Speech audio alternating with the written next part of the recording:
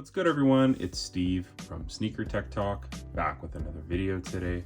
And for today's video, we are going to take a look at the recently released Air Jordan 13 playoffs. So first things first, we will take a look at the box for the Air Jordan 13s. You do get that OG inspired silver box with the red Jumpman in the center. And then the size tag label does read Air Jordan 13 Retro, black, true red, white. And then you do have some of that other Jumpman and Nike Airsole unit labeling at the bottom, but that's a quick look at the box, and it does come with your standard white tissue paper inside. But without further ado, let's get into the shoes. So as far as the Air Jordan 13s go, they were designed by Tinker Hatfield, and these did release in 1998 in MJ's last season with the Chicago Bulls. And there's a famous meeting between Tinker and MJ where Tinker told MJ that he was wanting to design a shoe after a black cat or panther, and MJ famously said, "How did you know, Tinker?" And Tinker said, "What are you talking about?" And MJ told him that all his friends call him the black cat. So that's kind of where they took some of these design cues from. Now, where that translates on the Air Jordan 13 is on the bottom. You do have that panther paw, as you can kind of see it right here. And the same thing goes on the midsole, kind of the panther toes or paw from a panther. When you move up to the upper, on the lateral side and the medial side, you do have these little circular stitch marks here. And that is supposed to actually mimic the panther's whiskers. And then moving your way to the back of the shoe, you have that hologram, which has the 23 and the Jumpman in it. And those are supposed to mimic the panther's eyes. So it's pretty cool how Tinker was able to translate the Black Panther into a basketball shoe for MJ. This is actually one of my favorite shoes to play on court with. I would say the 12s through 14s are all fantastic on-court performers from back in the day from Jordan Brand. Some other design cues on this shoe, you do have those herringbone traction pods.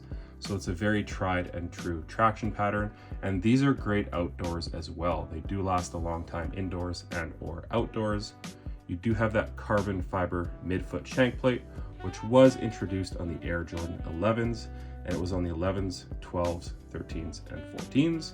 So you do have that for that torsional rigidity and support for an aging MJ when he was on the Bulls. And they did add the gray going in between the traction pods, which is an OG feature. On the 2011 pair that released, this was red, but they did bring it back to gray here, which is nice to see as well. As far as the materials go on this pair right here, the Air Jordan 13s are actually notorious for having really bad leather on this toe box panel right here, where it's very stiff and it takes a long time to break in, or it just doesn't break in at all. But on these guys, it's actually really nice. And for once, it's actually the same leather quality as this side panel, which is notorious for being actually pretty good. So I'm actually not mad at what Jordan Brand did here. And it's nice to see kind of a free flowing or nice leather quality here on the toe box of an Air Jordan 13. The overall materials throughout the shoe are pretty nice and actually pretty close to the OGs. A friend of mine does have the OG playoffs, and I did check them out last month. Did have them in hand, and seeing the overall shape of this retro and material build quality is pretty nice. The overall leather panels aren't as thick as the OGs. These are pretty thin here, but overall I'll definitely take these, as these are one of my favorite Air Jordan 13s to ever release. And then you do have some suede panels here. It's honestly more of like a felt material here, but it's decent to the touch. And then like I mentioned prior, you do have it on the midsole there, and they did take that away for a period of time. And I think around 2011 or 2012, they took it away. And they just kind of put like a rubberized midsole, which for me just really took away from the Air Jordan 13 model. Because if you know the 13s, you know they're supposed to have that suede midsole, which have had problems in the past with bleeding onto these pods here. If you've ever seen OG pairs, sometimes they have like red bleeding onto these pods. But I do believe they have fixed that since. And then on the toe box here, it does say Jordan here at the bottom in yellow. And on a lot of 13s in recent years, if you flip this, it says X111 for 13, but on this pair, they don't. And again, that is true to the original. And then sitting atop the tongue, you do have that Jumpman in the middle of that circle. It's always been a little bit of a different feature for an Air Jordan 13, but it really made this pair stand out in my opinion. So you have that red Jumpman and that yellow embroidered circle around it. And again, the tongue is perforated and it is kind of that felt or suede material as well. And I've always really liked the overall aesthetics of the Air Jordan 13s. I think they look great with shorts, sweats, or denim. It's a model where you can really just wear with anything, and they're fantastic on court even today. So getting into the tech of this shoe, in the heel of the originals and these, you have a large volume Zoom Air unit in the heel, and then in the forefoot, you have a large forefoot Zoom Air bag. I do believe the originals from 1998 were segmented, where they kind of bend with your foot, but I do believe the ones that are in the retros are just a large oval bag here in the forefoot. Still definitely a comfortable shoe on foot, whether you're just wearing it casually or if you're planning to wear these on court. You can they do take some time to break in, I will say that, but you can definitely get away with these on court today. They may be a little bit hot since you have that felt and leather material, a couple perforations on the tongue, but overall, it's a great performer from back in the day for then and now. So I'm really not mad at the Air Jordan 13 releasing again here in the playoff colorway. And then really quickly, I kind of wanted to just give a rundown of some of the OG colorways that you have. This is Soul Collector issue 22 from 2008. And in the back here, this page is ripped out here, but you have the Flints on the left. And then in 97, you had the white True Red Black, otherwise known as the He Got Games. And then in 97, you had the Playoffs release. And then in 98, the Black and Reds and the Flints and the white and reds over there. And then you did have a couple low tops, the Chutneys and the Carolina Blue pair there. And then in 04 and 05, you had a slew of them. You had the Altitudes in 05. And then since then, we've had a ton of retros. But if you flip this page, it kind of gives you a cool breakdown on the key tech. So you have Zoom Air in the forefoot and heel, carbon fiber midfoot shank plate, use for indoors. The original price was $150.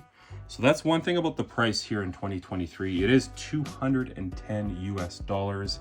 In Canada, it was $270. So definitely a very expensive retro. I do understand they have some pretty sweet tech inside, but I just think it's super pricey. So I think these are gonna sit and probably go on sale. So keep your eyes out for that. And then in this magazine, there is some pros and cons for this model as well. So pause the video if you want to read all this.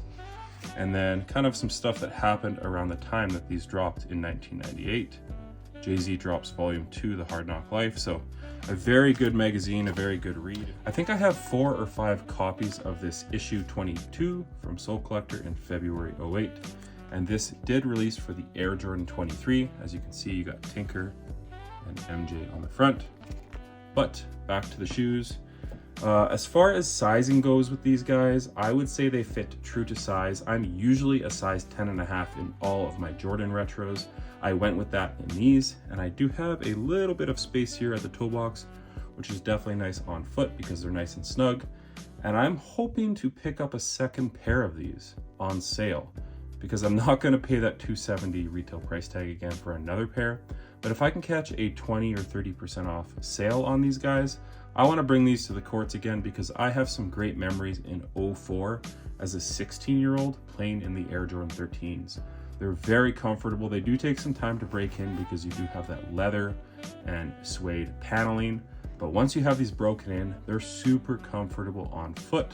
That overall zoom sensation underfoot with that carbon fiber shank plate and the herringbone traction pattern just makes the Air Jordan 13 a very viable option here in 2023, some 25 years later from its original release. But let me know what you guys think of these shoes down in the comments. Obviously, MJ first donned this pair in the 1998 playoff game where him and Kobe famously went at each other in that game. MJ was wearing this pair right here, and then he also wore them in the playoffs once they made the playoffs. I believe it was mostly against the Indiana Pacers. But let me know what you guys think of these. I think they are a very distinct and clean shoe. I love that hologram feature at the back. I love the white pods. They definitely stand out when you have these on foot. And I think the 13 is an overall really great upgrade from the Jordan 12s. Now the 12s are no slouch at all. As you can see here, I do have the playoff 12s that released last year, but these took forever to break in when you were playing ball in them. Obviously you have a ton of really thick leather paneling and that Phylon midsole, but these just took a ton of time to break in. Once they broke in, they were super comfortable because these have full length Zoom Air. But with the 13s, they kind of changed the materials up a little bit. They added some of that suede paneling, which makes the shoe a little bit lighter overall. So the Air Jordan 13 is a huge upgrade from the 12s. I love the 12s, but for me, the 13s are just a little bit better in my opinion. But let me know what you guys think of these down in the comments. Did you guys pick these up? Did you pass on them because they're just too expensive at that 210 or 270 Canadian price point? For me, it was a must grab. And like I said, I'm actually looking to grab a second pair for on court, but time will tell if these do go on sale. One last thing I did want to touch on is the laces. You do have these really thin kind of oval rope laces that come in the 13s, which are definitely very distinctive for the model. I think they're a very clean look on the Air Jordan 13s, but overall, I think the Jordan 13s are a fantastic hoop shoe, a great addition to the lineage as far as the Air Jordan Signature Series goes. But that's going to do it for today's video on the Air Jordan 13 All-Star or Playoffs go. Let me know down in the comments if you guys grab these, and stick around for the on foot portion at the end of the video, as I will have a portion for you guys with these on foot. As always, if you guys can like, comment, and subscribe, that really helps the channel a ton. And check out my Instagram over at 23mj88, as it is an extension of my YouTube channel with all my pickups, basketball footage, and nostalgia as a whole. That's going to do it for today's video. As always, thanks for watching, and until next time, peace.